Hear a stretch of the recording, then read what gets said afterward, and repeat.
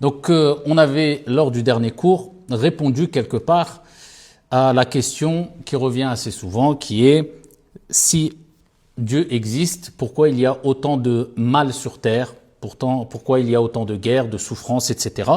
Et on avait rappelé que ça c'était une preuve d'une certaine déficience dans sa aqida, dans sa croyance, dans sa compréhension de la religion et sa connaissance d'Allah subhanahu wa ta'ala.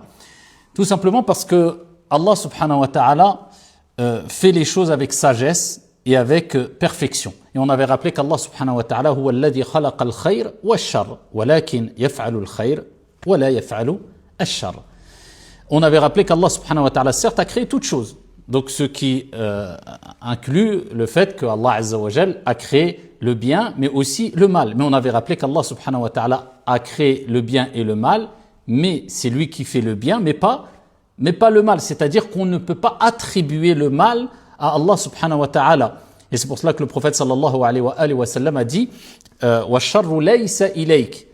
Le mal ne t'est pas attribué. Donc Allah subhanahu wa ta'ala, c'est lui qui a créé toutes choses. Mais il faut différencier, et on avait rappelé cela, nufarriq bayna al-fa'il wal-maf'oul. Il y a une distinction à faire entre celui qui a créé le mal et le fait d'attribuer le mal à celui qui a créé le mal, à savoir Allah subhanahu wa ta'ala. Allah a créé le mal et le bien, pourquoi alors? Pour nous éprouver. Et c'est pour cela qu'Allah azza wa jal dit dans le Coran wa nabluukum bish-sharri wal khayri fitna.